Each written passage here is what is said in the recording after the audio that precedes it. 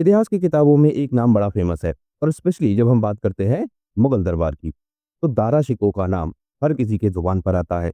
हर कोई यह चाहता था कि शाहजहां के बाद अगला बादशाह दारा शिकोह बने, और वर्तमान समय में भी यह डिबेट का हिस्सा रहता है कि अगर दारा शिकोह बादशाह बनता तो भारत का भविष्य क्या होता, मुगल साम्राज्य का भविष्य क्या होता, और किस तरह से जो धार्मिक सहिष्णुता है भारतीय समाज में वह बनी रहती। तो आज हम दारा शिकोह के बारे में वह सारी चीजें देखेंगे, जो एक तो हमारी परीक्षा के लिए इंपॉर्टेंट है, दूसरा दारा शिकोह की जो पर्सनालिटी है अगर हमको उसको समझना है उसके लिए भी इंपॉर्टेंट है। इसके साथ साथ एक बहुत बड़ा प्रश्न उठता है, और वह प्रश्न यह उठता है कि अगर दारा बादशाह बनता तो भारत का भविष्य कैसा होता। सबको हम डिटेल से कवर करेंगे। वीडियो आप पूरा देखिएगा, तभी आप इसका पूरा लाभ उठा पाएंगे। इस वीडियो का अगर आपको पीडीएफ चाहिए हो, डिस्क्रिप्शन में आपको लिंक मिलेगा, वहां से आप व्हाट्सएप चैनल ज्वाइन कर सकते हैं। वीडियो का पीडीएफ वहीं पर आपको प्रोवाइड किया जाएगा। मैंने आपसे बार बार कहा है, अगर किसी व्यक्ति का नेचर समझना हो, उसका कैरेक्टर समझना हो, उसका व्यक्तित्व जो है, वह व्यक्ति है कैसा, सोचता कैसे है, काम कैसे करेगा, यह सब कुछ अगर आपको जानना हो तो उस व्यक्ति का जो बचपन है वह बचपन देखिए, उस समय की स्थितियां देखिए, उसकी परवरिश किस तरीके से हुई है, किन लोगों के बीच हुई है, उन सबको देखिए, आपको चीजें समझ में आ जाएंगी। इसी तरीके से हमने औरंगजेब वाले टॉपिक में भी समझा कि उसका विकास कैसे हुआ था। तारा की बात करते हैं हम। तारा का जन्म 20 मार्च 1615 में हुआ था। हुआ कहाँ था, हो सकता है पूछ ले, तो अजमेर में हुआ था। अजमेर कहाँ है, राजस्थान में, जहाँ पर अजमेर शरीफ की दरगाह है वहां पर। मतलब दरगाह पर नहीं हुआ था, लेकिन क्षेत्र का नाम अजमेर है। पत्नी का नाम क्या है, मतलब शाहजहां की वह कौन सी पत्नी है, तो उनका नाम है मुमताज महल। तो मुमताज महल से इनका जन्म हुआ है। कहा यह जाता है कि जो ख्वाजा मोइनुद्दीन चिश्ती की दरगाह है वहां पर शाहजहां ने पुत्र की कामना की थी, और इसी के बाद अजमेर में दारा शिकोह का जन्म हुआ है। अब देखिए, शाहजहां किससे जुड़ा है, चिश्ती से। इससे पहले अगर आपको अकबर याद हो तो अकबर भी किससे जुड़ा था, चिश्ती से। इसका मतलब क्या, जो आपका सूफीवाद है उसमें भी अलग अलग क्या है, संप्रदाय हैं। अंतर क्या होता है बेसिकली इसमें, देखिए जो सूफीवाद है वह ज्यादा कनेक्टेड है इस्लाम से। तो एक तरफ इस्लाम है, एक तरफ अन्य धर्म है। अन्य धर्म कौन से, सूफीवाद उदित होगा जिस क्षेत्र में जाएगा उस क्षेत्र के धर्म को अपनाएगा, या उसकी रीतियों को, उसके रिवाजों को भी अपनाएगा। जैसे इस्लाम जो है यह जब भारत में आएगा और भारत में मिलेगा भक्तिवाद से, तो जो स्वरूप उभरेगा वही क्या है, सूफीवाद। यानी इस्लाम के जो मूल विचार हैं, वह मूल विचार जब अन्य धर्मों के मूल विचार से मिलते हैं, जिन क्षेत्रों पर वह जाएंगे, वहां की परंपराओं को जब वह अपनाएंगे, तो उसके बाद जो डेवलप होगा उसको कहेंगे सूफीवाद। अब इसमें भी दो चीज हैं, हमने दो की बात की।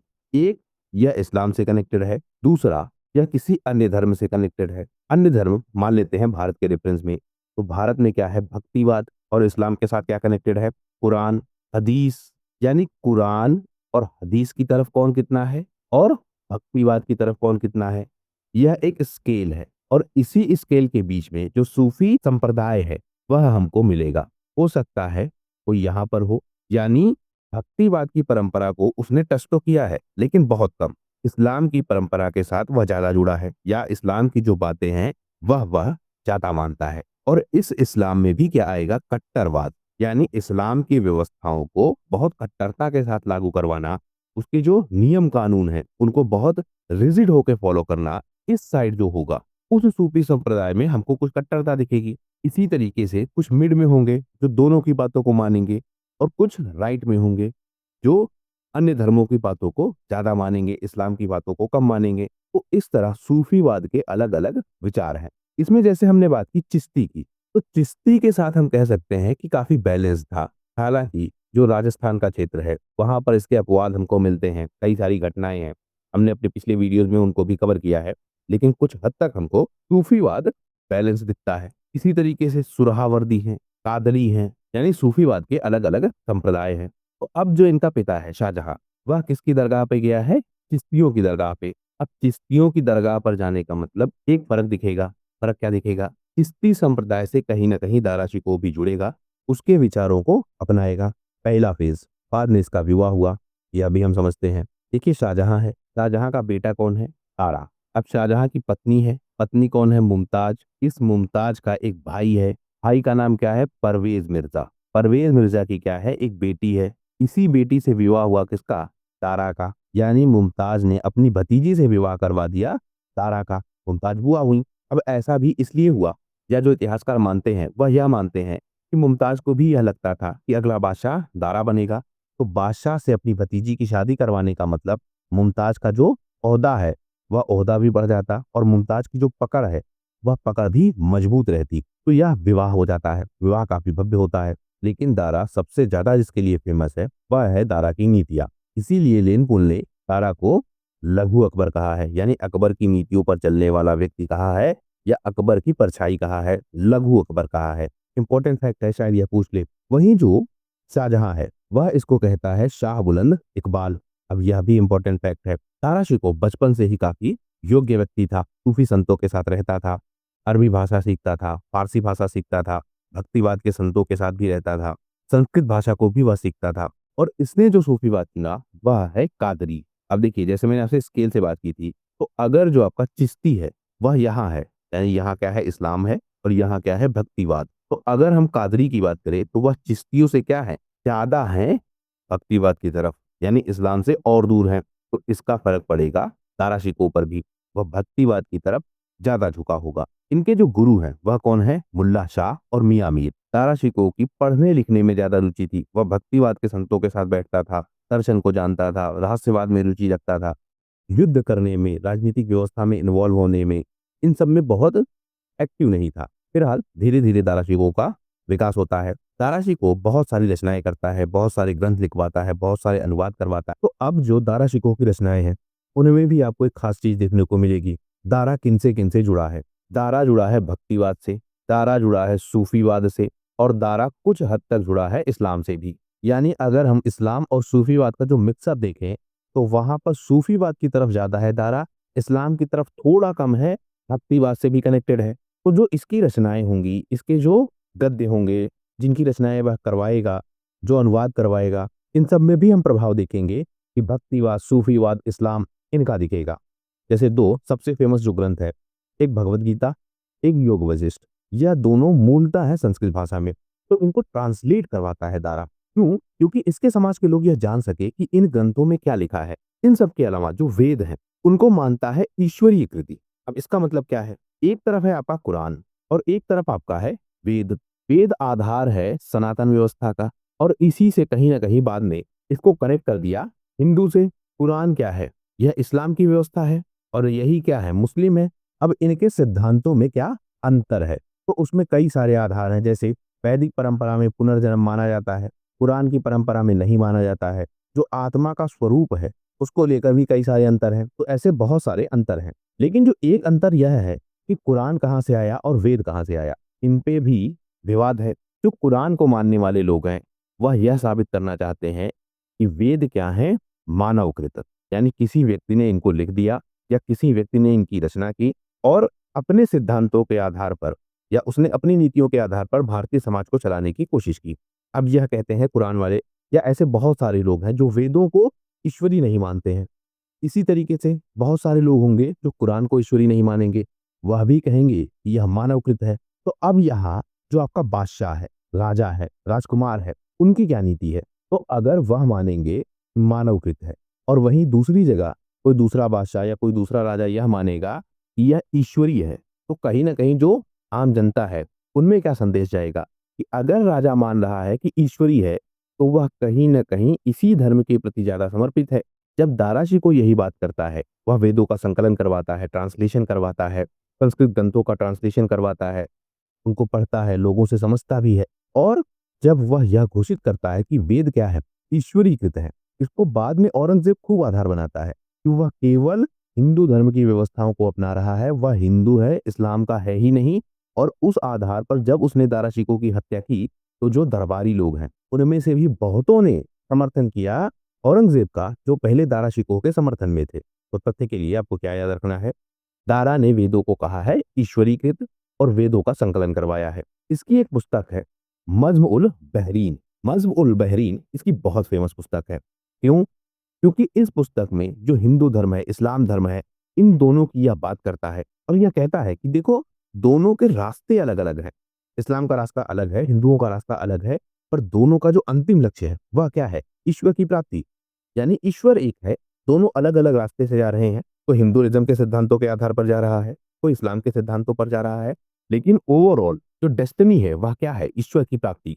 दोनों का अंतिम लक्ष्य ईश्वर की प्राप्ति है।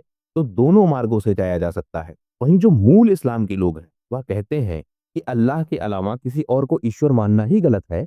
उसी जगह पर दारा शिकोह इस्लाम का व्यक्ति कहता है कि दोनों एक हैं, रास्ते अलग-अलग हैं, डेस्टिनी एक है, जो ईश्वर है उसका जो मूल स्वरूप है वह कहीं न कहीं एक है। तो यह भी बहुत फेमस पुस्तक है दारा शिकोह की मजमूल तहरीर। इसका एक ग्रंथ है जिसका इसने अनुवाद करवाया है सिर्र अकबर। सिर्र अकबर फारसी का ग्रंथ है। इसने किया क्या? काशी के बहुत सारे पंडितों को इकट्ठा किया और जो उपनिषद होते हैं उनका अनुवाद करवाया। ऐसे 52 उपनिषद थे जिनका अनुवाद करवाया इसने और एक ग्रंथ में संकलित किया, उसे कहते हैं सिर्र अकबर। यानी उपनिषदों को भी इसने फारसी में अनुवाद करवाया। तो सिर्र अकबर आपको याद रहेगा। तो नज्म उल बहरीन, सिर्र अकबर, तो बहुत फेमस चीजें हैं जो दारा शिकोह से कनेक्टेड हैं। अब हम इसकी रचनाओं को एक साथ देख लेते हैं क्योंकि यहाँ से प्रश्न बनते हैं। जैसे सिर्र अकबर अभी हमने बात करी, और सिर्र अकबर में जो एक खास चीज यह कहता है, जो उपनिषद है वह कुरान की माँ है। अब यहाँ पर बहुत बड़ा स्टेटमेंट है। कुरान की माँ होने का मतलब कुरान का जन्म कहीं ना कहीं उपनिषद के सिद्धांतों के आधार पर हुआ है, ऐसी बात यह कहता है। अब इसका कारण क्या है कि वेद है और यह ज्यादा सक्रिय थे वैदिक काल में। वेदों से क्या है? उपनिषद है। अगर हम बहुत साधारण भाषा में समझे तो जो वेद आपके कठिन भाषा में है, या हम कहें सैद्धांतिक भाषा में है, या हम कहें वैज्ञानिक भाषा में है, उनका सरलीकरण है। यानी वेदों के सिद्धांतों को साधारण भाषा में समझाना और यह स्पष्ट करना कि क्या लिखा है वेद में, क्योंकि कॉम्प्लिकेटेड लैंग्वेज है, संस्कृत लैंग्वेज है, ट्रांसलेशन का इशू है, व्याकरण का इशू है, तो उनका सरलीकरण जो है वह उपनिषद में मिलता है। आम जनमानस इसको आसानी से समझ सकता है कि किस वेद में क्या लिखा है। तो दारा शिकोह अपनी पुस्तक सिर्र अकबर में कहता है कि ये जो आपका कुरान है यह उपनिषदों के द्वारा या उपनिषद के सिद्धांतों के आधार पर बना है, या फिर कुरान में जो भी बातें लिखी है वह उपनिषद के सिद्धांतों से कनेक्टेड है। अब यह भी बहुत बड़ा स्टेटमेंट था जिसकी वजह से बाद में इसको बहुत निंदा झेलनी पड़ी और कहीं ना कहीं इसकी हत्या को इसी से जस्टिफाई भी किया गया। फिर मजमा उल बहरीन, यह भी हमने अभी बात करी। एक किताब है इसकी सफीनत उल औलिया, यहाँ पर यह सूफी संतों की जो जीवनी है उसके बारे में बात करता है। इसी तरीके से रिहाला ए हकनुमा, हसनात उल अरफीन, योग वशिष्ठ और भगवद गीता अभी हमने पीछे देख लिया। दारा शिकोह के बारे में कहा जाता है कि सैद्धांतिक रूप से यह व्यक्ति बहुत अच्छा था, इसके सिद्धांत बहुत अच्छे थे, लेकिन इसको दुखद नायक कहा गया है।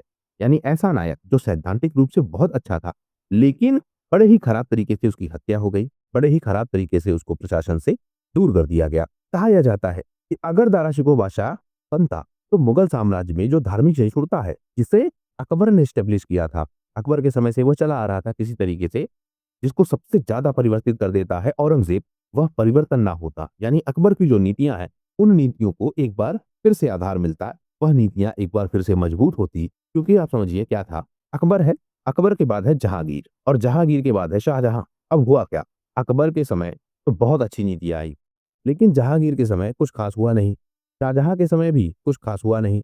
यानी ओवरऑल जो अकबर की नीतियां है वही अपने घटते क्रम, यानी वह कम इफेक्टिव वे में लगातार चलती रही। उनका प्रभाव कभी घटता रहा कभी बढ़ता रहा, पर वह चलती रही। शाहजहां के काल तक ऐसा होता रहा। इन नीतियों को पूरी तरीके से किसने बदला?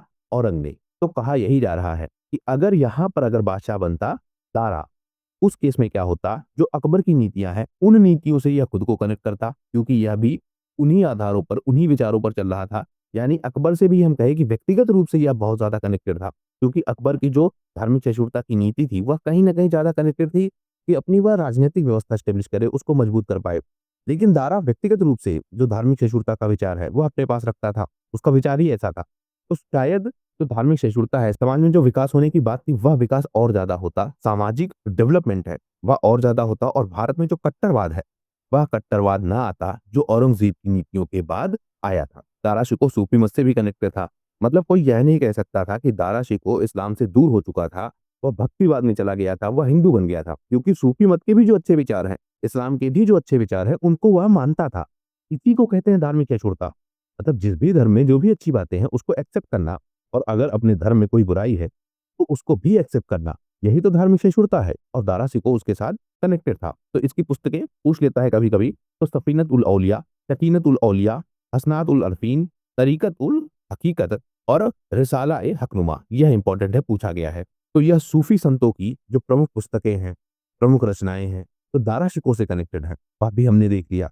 यही सबसे प्रश्न आपसे पूछा जाएगा अब अगला प्रश्न यह कि क्या दारा शिकोह एक अच्छा प्रशासक होता? तो इसके लिए हमको यह देखना होगा कि दारा शिकोह एज़ ए प्रशासक कैसे काम करता था। जो मुगल दरबार में उनके बेटे होते थे, उनको बनाया जाता था मनसबदार, और एक मनसबदार के रूप में, एक प्रशासक के रूप में दारा शिकोह की जो भूमिका है, वह कैसे काम करती है। 1645 के आसपास इसको पहली बार सूबेदार बनाया जाता है। कहाँ का? इलाहाबाद का। फिर 1647 में इसको लाहौर का सूबेदार, 1649 में इसको गुजरात का सूबेदार, 1652 में इसको काबुल और मुल्तान का सूबेदार बनाया जाता है, और 1653 में जो कांधार में अभियान हुआ, उस समय यह मुल्तान का सूबेदार था। तो सूबेदार के रूप में आप देखें, 2-2 साल का अंतराल है। थोड़े-थोड़े समय के लिए यह सूबेदार रहा है। जो यह अंतिम रूप से सूबेदार रहा है काबुल और मुल्तान का, जिस समय हुआ कांधार अभियान। कांधार अभियान में इसने भाग लिया। एक बार जरा बैकग्राउंड से समझते हैं इस चीज को। हमने अपने पिछले वीडियो में भी बात की थी कि कांधार था। कांधार दरअसल अफगानिस्तान और भारत, इन दोनों को व्यापारिक रूप से जोड़ने के लिए इंपॉर्टेंट था। और यह व्यापारिक मार्ग जाता कहाँ तक था? यह जाता था यूरोप तक, और इधर कहाँ जाता था? एशिया तक। इसी में अगर आप जोड़ लीजिए रेशम मार्ग, तो एक बहुत बड़ा यह क्या था? नेटवर्क था, और व्यापार होता था। कांधार पर जब तक मुगलों का अधिकार था या भारतीय राजाओं का अधिकार था, तो यह व्यापार बहुत अच्छा चलता था, या फिर बहुत आसानी के साथ चलता था। लेकिन फिर आया आपका सफाविद साम्राज्य, और इसने क्या किया? इस कांधार पर अधिकार। इससे हुआ क्या? इससे हुआ यह, जो यह व्यापारिक मार्ग था, जो यूरोप को जोड़ता था भारत जैसे क्षेत्रों से, वह मार्ग कठिन हो गया, और कुछ हद तक हम यह कहें कि बंद भी हो गया। जब यह मार्ग बंद हुआ, तो यूरोप के लोगों ने क्या किया? अन्य मार्ग ढूंढे। इसी क्रम में इन्होंने ढूंढे समुद्री मार्ग, और भारत से यह डायरेक्ट डील करने लगे, और उसका लॉन्ग टर्म इम्पैक्ट वह क्या पड़ा? अंग्रेजों का भारत पर कब्जा हो गया। उसे हम आधुनिक भारत वाली सीरीज में डिटेल से कवर करेंगे। यहाँ पर बेस समझने वाली बात यह है कि जब कांधार चला गया मुगलों के कंट्रोल से, तो उसका भारतीय राजनीतिक व्यवस्था पर बहुत प्रभाव पड़ा। अब इन सब में हुआ क्या? जो आपका शाहजहां है, वह कई तरीकों से कोशिश करता है कि कांधार पर उसका कब्जा बना रहे। आपको अगर एक नाम याद हो, अली मर्दान खान। इससे एक गुप्त समझौता किया था शाहजहां ने, और उसके बाद कुछ समय के लिए इसका कंट्रोल हो गया था। अली मर्दान खान भी क्यों जुड़ा था? क्योंकि अली मर्दान खान को टैक्स देना था, और वह टैक्स नहीं देना चाहता था। मतलब अली मर्दान खान को सफाविद साम्राज्य को टैक्स देना था। टैक्स देने से उसने मना कर दिया, या वह देना नहीं चाहता था। शाहजहां को कांधार पर कंट्रोल चाहिए था, तो शाहजहां ने अली मर्दान खान से समझौता कर लिया, और कुछ समय के लिए जो आपका कांधार है, वह चला गया शाहजहां के कंट्रोल में। लेकिन फिर जो सफावी साम्राज्य है, इसने हमला किया। अब यह हमला जो हुआ, तो उस हमले के बाद जो सफावी साम्राज्य है, वह ताकतवर साबित हुआ। उसने फिर से अधिकार कर लिया। इसके बाद जो शाहजहां है, इसने 3 अभियान किए। इन 3 अभियानों में जो 2 अभियान है, यहाँ पर भेजा गया औरंगजेब को, और जो तीसरा अभियान है, यहाँ पर गया दारा। अब औरंगजेब का ऐसा आरोप है कि जानबूझकर उसको सेना कम दी गई, जानबूझकर दारा शिकोह को उससे बहुत बड़ी सेना दी गई, तोपखाने दिए गए, लेकिन उसके बाद भी दारा शिकोह फेल कर गया। औरंगजेब यहाँ यह एस्टेब्लिश करता है, जानबूझकर दारा शिकोह का पक्ष लिया जा रहा है, लेकिन दारा शिकोह योग्य नहीं है। एक तो धार्मिक रूप से, क्योंकि यह कनेक्टेड है हिंदूवाद से, फिर राजनैतिक रूप से, क्योंकि जब यह अभियान हुआ था, जिस अभियान में गया था दारा शिकोह, तो आप इसको ऐसे और समझिए, आपका है मुगल दरबार। अब इसमें 3 लोग हैं, एक है दारा समर्थक, एक है औरंग समर्थक, और एक है निष्पक्ष, कि जो राजा बनेगा उसकी तरफ हो जाएंगे। अब दारा समर्थक में भी क्या है? इस्लाम के समर्थक और गैर इस्लामी, इनमें हम सबको ऐड कर लेते हैं एक साथ। औरंग के साथ क्या है? ज्यादातर इस्लाम समर्थी। ये जो निष्पक्ष है, इसमें भी 2 तरीके के लोग हैं, एक इस्लाम से और एक गैर इस्लाम। तो आप समझिए कौन कौन दारा की तरफ से चला जाएगा। अगर दारा को यह साबित कर दिया जाए कि वह हिंदू है और राजनीतिक रूप से योग्य भी नहीं है, तो सबसे पहले दारा के वह समर्थक जो इस्लाम के समर्थक हैं, इनको यह लगता था कि दारा भी इस्लामिक व्यवस्थाओं के साथ आगे बढ़ेगा। जब औरंगजेब ने यह एस्टेब्लिश कर दिया कि यह इस्लामिक व्यवस्थाओं के साथ आगे नहीं बढ़ेगा, तो यह चले जाएंगे औरंग की तरफ। जो गैर इस्लामी है, इसमें से भी कुछ ऐसे व्यक्ति जब यह साबित कर देगा कि यह राजनैतिक रूप से भी योग्य नहीं है, तो यह भी चले जाएंगे, या इनमें से भी कुछ लोग चले जाएंगे औरंग के समर्थन में। औरंग के समर्थक इसके अपने समर्थक हैं ही। जो निष्पक्ष हैं, इसमें भी जो इस्लाम के समर्थक हैं, वह कहीं न कहीं औरंग से कनेक्ट हो जाएँगे। जो गैर इस्लामी हैं, इनमें से भी बहुत लोग, जब यह एस्टेब्लिश कर दिया जाएगा कि राजनैतिक रूप से भी दारा योग्य नहीं है, तो यह भी चले जाएँगे किसके समर्थन में? औरंग के समर्थन में। कुल मिलाकर औरंगज़ेब ने इन अभियानों के बाद यह बेस एस्टेब्लिश कर दिया कि दारा सिकोह किसी भी तरीके से बादशाह बनने के योग्य नहीं है। वहीं औरंगज़ेब के जो अपने अभियान हैं, अब अपने अभियानों में यह सफल होता है। चाहे इसको दक्कन में भेजा गया, चाहे इसको गुजरात में भेजा गया, वहां पर यह कुछ हद तक सफल होता है, लेकिन इसको क्या मिलती है? निंदा मिलती है। निंदा किससे? अपने पिता से। क्यों मिलती है? क्योंकि यह बहुत ज़्यादा वहाँ खर्च करता है, बहुत ज़्यादा यह अत्याचार करता है, गलत तरीके से युद्धों को करता है। तो यहाँ पर पिता-पुत्र से मतभेद भी होता है। तो औरंगज़ेब इसीलिए अपने पिता से भी नफ़रत करता है। मतलब औरंगज़ेब पूरी एक पृष्ठभूमि है, आपको समझना पड़ेगा। जब तक उसकी पूरी पृष्ठभूमि आप नहीं समझेंगे, आप यह नहीं समझेंगे कि औरंगज़ेब जैसा व्यक्ति कैसे बना, और जब तक आप यह नहीं समझेंगे कि औरंगज़ेब जैसा व्यक्ति बनता कैसे है, तब तक आप इतिहास को ठीक से नहीं समझेंगे। क्योंकि इतिहास यह नहीं है कि पीछे क्या हुआ, केवल उसको समझना है। पीछे कैसे क्या हुआ है उसको समझना है, और कोशिश यह करनी है कि ऐसी व्यवस्थाएँ ना बने कि फिर से कोई ऐसी स्थिति बने कि एक अगला व्यक्ति उसी मानसिकता के साथ आगे आ पाए। इसलिए इतिहास का अध्ययन ज़रूरी है। कुल मिलाकर 3 अभियान हुए। 2 अभियानों में औरंग लीड करता है, लेकिन औरंग फेल कर जाता है। तीसरे अभियान में दारा लीड करता है, दारा फेल कर जाता है और कांधार चला जाता है मुगलों के कंट्रोल से। बाद में यही आधार बनता है या प्रमुख कारण बनता है जिससे जो यूरोपीय शक्तियाँ हैं, वह समुद्री मार्ग से भारत में आती हैं। तो कांधार अभियान हमने पूरा देख लिया। हुआ कब? यह शायद आपसे पूछ ले। तो 1653 में यह अभियान शुरू हुआ था और इसमें 3 युद्ध हुए थे। पहले में औरंगज़ेब गया था, दूसरे में भी औरंगज़ेब गया था और तीसरे में दारा शिकोह गया था और अंततः यह अभियान फेल कर गया था। दारा शिकोह के साथ एक व्यक्ति और गया था, यह भी शायद आपसे पूछ ले। तो राय जयसिंह इंपॉर्टेंट है। अब उस प्रश्न पे आते हैं कि क्या दारा शिकोह एक योग्य प्रशासक होते? इनमें आप 2 तरीके से देखिए, एक आलोचना और एक पक्ष। मतलब कुछ लोग ऐसे कहते हैं, या हम कहें पक्षधर, यानी कुछ लोग ऐसे हैं जो कहते हैं कि एक अच्छा प्रशासक ना होता। कुछ लोग ऐसे हैं जो यह कहते हैं कि योग्य प्रशासक होता। नाम अभी हम देख लेंगे क्योंकि इतिहासकारों के नाम शायद पूछे जाते हैं। आलोचक क्या कहते हैं? सैन्य रूप से योग्य नहीं है, धार्मिक रूप से भी योग्य नहीं है। पक्षधर क्या कहते हैं? व्यक्तिगत रूप से योग्य है। लेकिन यहाँ पर समस्या क्या आएगी? साम्राज्य चलाना है, तो साम्राज्य कैसे चलेगा? अगर सैन्य योग्यता नहीं है, धार्मिक योग्यता नहीं है, तो साम्राज्य कैसे चलेगा? अब इसको हम देखते हैं। सबसे पहले हम देखें धार्मिक योग्यता वाली बात। तो जब हम बात करते हैं अकबर की, उसकी नीति है सुलह-ए-कुल, जहाँ पर वह बाकी धर्म के लोगों को भी कनेक्ट करता है। तो जिन नीतियों पर अकबर चला था या जिन नीतियों को अकबर ने अपनाया था, कुछ उसी तरह की नीतियां तो दारा की भी है। जैसे अकबर ने भी एस्टेब्लिश करवाया था इबादत खाना, जहाँ पर वह बाकी धर्म के लोगों से विचार विमर्श करता था, उनकी बातों को समझता था। दारा भी तो यही कर रहा है, बाकी धर्मों के जो ग्रंथ हैं, उनको वह समझना चाहता है। इसीलिए जो आपका लेन पुल है, उसने क्या कहा है? लघु अकबर। तो अगर लघु अकबर कहा है और अकबर इतना सफल है, या हम कहें मुगलों में सबसे सफल है अकबर, और उसकी धार्मिक नीतियों पर चल रहा है दारा शिकोह, तो क्या वह गलत है? या क्या इस बात की संभावना है कि वह राजनैतिक रूप से साम्राज्य को एस्टेब्लिश ना कर पाता? अब हम बात करते हैं सैन्य अभियानों की, और यहाँ हम कंपेयर करते हैं अकबर से। अकबर ने कितने युद्ध खुद से लड़े हैं? तो आप कहेंगे बादशाह खुद से युद्ध कहाँ लड़ते थे? वह तो अपने सिपाही भेजते थे, सिपह सालार भेजते थे, वह युद्ध लड़ते थे। तो अकबर के युद्ध किसने लड़े हैं? पहले लड़ता था बैरम खान, फिर लड़ते थे मान सिंह। इनफैक्ट अकबर ने अपना साम्राज्य सबसे ज्यादा जब विकसित किया, तो वह कौन था? मान सिंह। क्योंकि बैरम खान शुरुआती फेज में थे, अकबर केवल बादशाह बना था, मान सिंह ने एस्टेब्लिश करवाया। राजनैतिक व्यवस्था अकबर की कैसी थी? या उस राजनैतिक व्यवस्था का जो आधार है वह क्या था? टोडर मल। क्यों? क्योंकि जो आर्थिक नीति है वह टोडर मल की बनाई थी। नैतिक सलाहकार कौन है? इनमें तो कई सारे नाम हैं, लेकिन बीरबल का नाम आप कैसे छोड़ देंगे? कुल मिलाकर क्या मिल रहा है? हिंदू, और उन हिंदुओं में भी राजपूत। यानी अगर राजपूत साथ है किसके? बादशाह के, तो इस बात की संभावना बहुत ज्यादा है कि मुगल साम्राज्य मजबूत रहेगा। तो जहां पर व्यक्तिगत योग्यता के रूप में तारा को दिखाया जाता है कि कमजोर है, अगर यह कनेक्ट होता राजपूत से, क्या राजपूत इसके साथ कनेक्टेड रहते ज्यादा मात्रा में, ज्यादा प्रभावशाली रूप से और योग्य राजपूत? क्योंकि यहाँ पर एक अपवाद आपको मिलेगा। जब हम बात करेंगे औरंग की, तो औरंग के साथ भी राजपूत होंगे, लेकिन यहाँ क्वेश्चन आएगा योग्यता का। क्योंकि संख्या के मामले में आप ध्यान रखेंगे, औरंग के साथ ज्यादा राजपूत हैं, लेकिन योग्य राजपूत, वह राजपूत जो औरंगजेब के सामने अपनी बात रख सकते हैं, वह राजपूत जो बादशाह के सामने यह कह सकते हैं कि उसकी यह नीति गलत है। क्रिटिसिज्म करने वाले, क्योंकि क्रिटिसिज्म बादशाह को मजबूत बनाता था। अकबर के साथ यह व्यवस्था होती थी, मानसिंह कई बार सहमत नहीं होते थे, बीरबल कई बार सहमत नहीं होते थे, तोडरमल कई बार सहमत नहीं होते थे। अकबर उनकी बात सुनता था, उनकी बातों के हिसाब से फिर वह डिसीजन लेता था, मतलब प्रभाव था। औरंग के साथ यह समस्या थी, वह बात सुनता नहीं था।